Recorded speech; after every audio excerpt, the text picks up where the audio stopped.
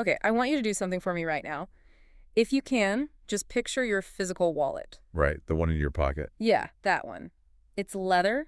Maybe it's seen better days. It's got some cash, credit cards, a gym membership you swore you'd use. A container, it physically holds things. If you shake it, stuff falls out. Exactly. Now, take that image and try to apply it to a crypto wallet. You're probably picturing, a digital vault on your phone. An app that has your Bitcoin inside of it. Right, like little digital coins just sitting there in the phone's memory. And that is the intuitive leap everyone makes. And it is completely 100% wrong. This is the single biggest misconception we found doing the research for this deep dive. If you smash your phone, or, I don't know, throw your hardware wallet into the ocean, Run it over with a steamroller. yeah, you haven't destroyed a single cent of your money. Because, and this actually took me a second to wrap my head around, the wallet is empty. It's always empty. There's no money in the wallet. The money, or really the record of the money, lives on the blockchain On the public network. forever. What you call a wallet is really just a keychain. A keychain. A keychain and a signing pen. That's it. It's not a vault. It's more like a cryptographic permission slip generator. That's a fundamental shift in thinking. So today, on this deep dive, we are going to strip away the marketing buzzwords and get strictly mechanical. How it all actually works under the hood. We'll unpack how these keys work, why Bitcoin's architecture is totally different from Ethereum's, and then we're going to get into the really heavy stuff, the custody wars and the privacy paradox. Because for something that people think is anonymous digital cash, Yeah. it is shockingly public. It's a glass house, basically. But before we get to the surveillance aspect, which is honestly a little terrifying, we have to start with the machinery. We'll start with the seed. That's where it all begins. Okay, so let's unpack this hierarchy. When you set up a new non-custodial wallet, and we'll define that in a bit, the first thing you get are those words. The famous 12 or 24 words. The seed phrase. Right. You've probably seen the warnings about this. Foster, puppy, sake, swing. It looks like a random list of poetry magnets on a fridge. Or a bad haiku written by a robot. Exactly. But under the hood, this isn't poetry at all. It's math. Those words are just a human-readable version of a massive, massive random number. This seed phrase is the root of everything. The master key. It is the master key. From this one seed, the math generates your private key. And the private key. That's the crown jewels. That is absolute ownership, period. Whoever knows that key controls the funds. There's no forgot password link. If I have your private key, I am you, financially speaking. And this is where the math gets really interesting, right? You said it's a one-way street. Precisely. You can go down the road, but you can never come back up. The private key mathematically generates the public key, Okay. and the public key is then hashed, which just means it's chopped up and scrambled mathematically to create your wallet address, So let me check if I have this right. It's a one-way flow. Seed phrase generates the private key, which generates the public key. which is then hashed into the address, the thing I can share with you. Exactly. You can put your address on a billboard. But because of that one-way math, no one can ever take that address and reverse engineer it to find your private key. And you're sure about that? That is the cryptographic guarantee. It's a computationally impossible with current technology. You'd need more energy than exists in the sun to brute force it backwards. Okay, that's reassuring. But I've always wondered about those 12 words. If my wallet holds Bitcoin, Ethereum, and Solana, do I need 3 different seed phrases? You usually don't know. And that's thanks to a standard called HD wallets, hierarchical deterministic wallets. You're talking about protocols like BIP39. BIP39 or BIP44, yeah. It sounds like a droid from Star Wars.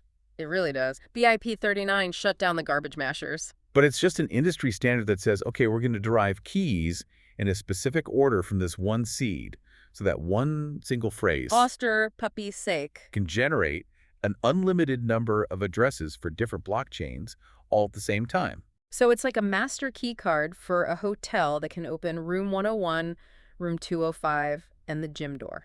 That is a perfect analogy. It generates your Bitcoin key, then your Ethereum key, then your Solana key in the exact same mathematical order every single time. Which explains why if I lose my phone, I can just buy a new one, download the app, type in those 12 words, and boom! All your balances just reappear. Because the software isn't finding the money, it's just redoing the math. Exactly. Yeah. It's running the formula on your words, deriving the keys, and just looking at the public blockchain and saying, oh, there are the funds. The wallet is just a window. You're cleaning the glass to see the view again. That concept that the wallet is just a window really changes things. Okay, so let's talk about the action. I want to send you some crypto. I open my app, I type in your address, I hit send. What is actually happening? Well, we know the money isn't moving like a file transfer. Think of the blockchain as a giant public spreadsheet that everyone can see. When you hit send, your wallet builds a message. It basically drafts a note that says, I, the owner of this address, authorize moving 1 Bitcoin to this other address. If it writes a check. Essentially, yeah. But anyone can write a check. The network needs proof. So your wallet takes your private key, which never, ever leaves your device, and it signs that message. And when you say signs, you don't mean like a physical signature. No, it's a digital signature, a mathematical proof.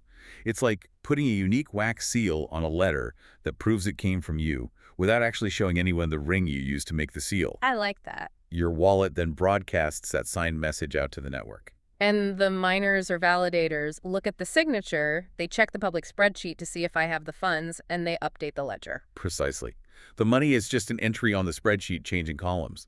You haven't sent a file, you've authorized a change in the record state. I love that spreadsheet analogy, but I want to push on it.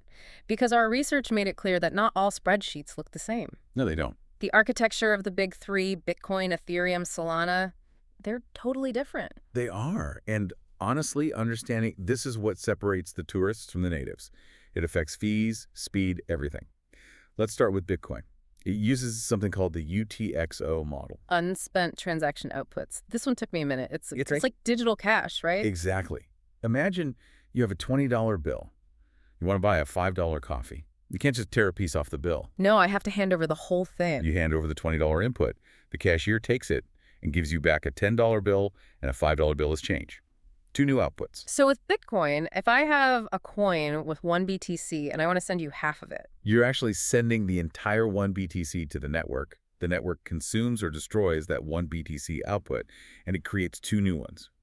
0.5 goes to your friend, and 0.5 comes back to you as change.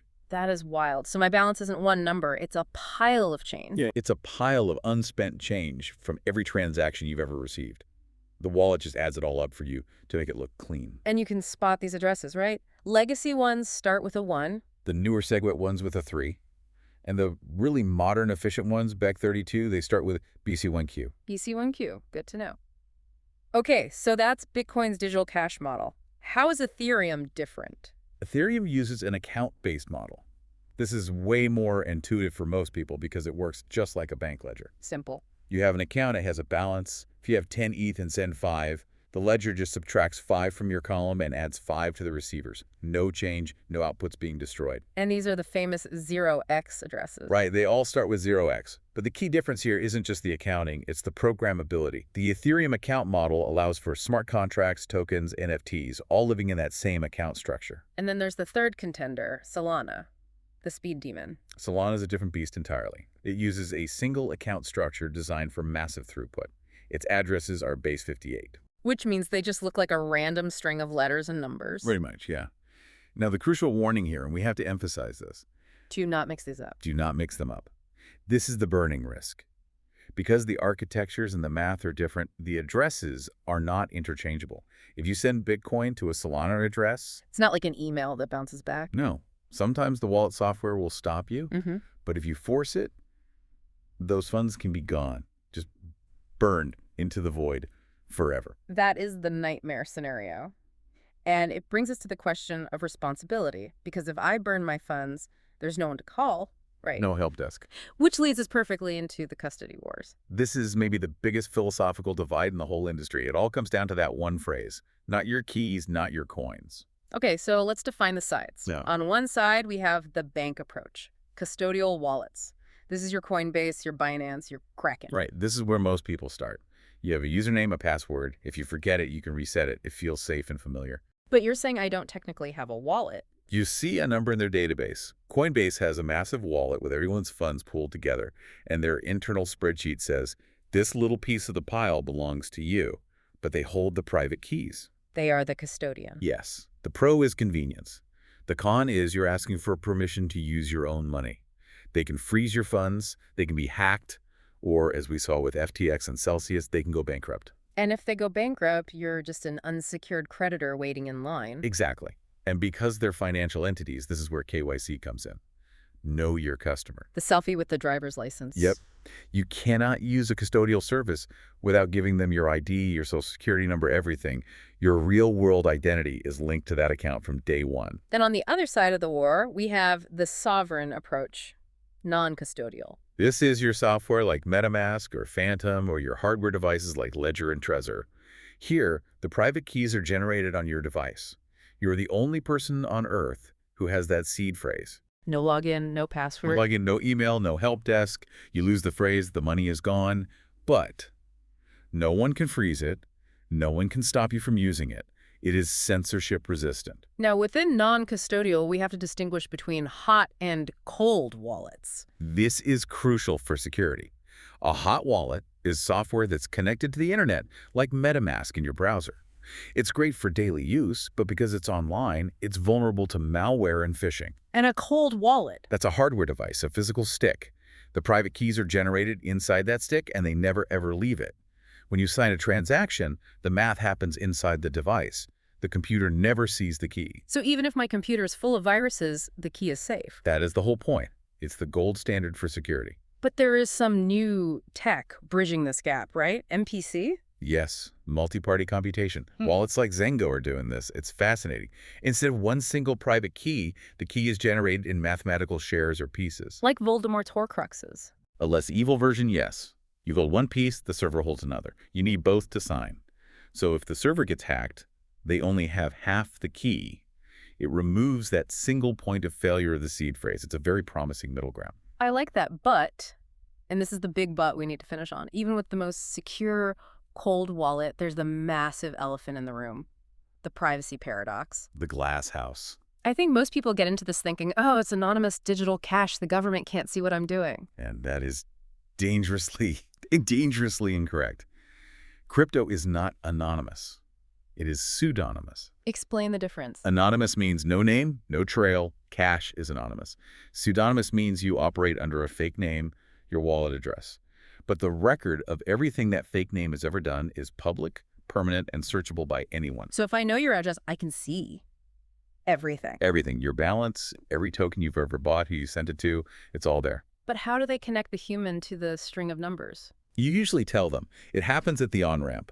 Remember that KYC you did on Coinbase? Right, giving them my ID. The moment you buy Bitcoin on Coinbase and transfer it to your private anonymous wallet, Yeah. you've created a permanent link, the blockchain records. Coinbase sent 1 BTC to address X. And Coinbase knows address X is me. Correct. And that's just the start. There are huge companies, Chainalysis, Elliptic, whose entire business is mapping the blockchain. They see address X sent money to address Y, so now they know Y is probably also you. It's a trail of digital breadcrumbs. And it's stickier than that. There's also behavioral fingerprinting. That sounds like a spy movie. It kind of is. Let's say you always transact at 9 a.m. New York time. You always use a specific gas fee setting. Those habits create a unique fingerprint. They can cluster wallets together just based on behavior, even without KYC. Wow, so even my secret wallet isn't so secret. If you've ever sent money between them, even once, the link is there forever. The graph connects. And I read that even the network itself can leak your IP address. Yes. When your wallet broadcasts the transaction, it connects to a node. That node can see your IP. Unless you're using a VPN or Tor, your physical location is essentially tagged to that transaction request. So the idea of the shadowy supercoder is mostly a myth. For the average user, yes.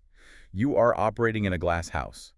Once someone figures out it's your house, they can see everything inside. That is incredibly sobering. It really changes how you view the whole thing. It should. So wrapping this up, we've covered the mechanics, the architectures, the custody wars, and the privacy paradox. Where does that leave us? I think the synthesis is that a wallet isn't just an app, it's a cryptographic identity. Choosing a wallet is a choice. Custodial is convenience and trust in a third party. Non-custodial is sovereignty and responsibility. And that responsibility means you have to be your own security guard. Always. Which brings us to the golden rule. Which is? Never, ever, ever share your seed phrase. Not with a support agent, not with a website promising you an airdrop, not with anyone. If you type those 12 words into a website, you have to assume your money is gone. Simple as that. It's been a fascinating look under the hood. I'll never look at that send button the same way again. It's a permanent shout to the entire world. And before we go, I want to leave everyone with a final thought on that. We've established that the blockchain is a permanent public record of every financial interaction you make. An immutable history. Right. So ask yourself this. Is a permanent, searchable public record of your entire financial life a tool for ultimate freedom? Or is it the most perfect machinery for surveillance ever invented? That is the question. Thanks for listening to The Deep Dive. We'll catch you on the next one.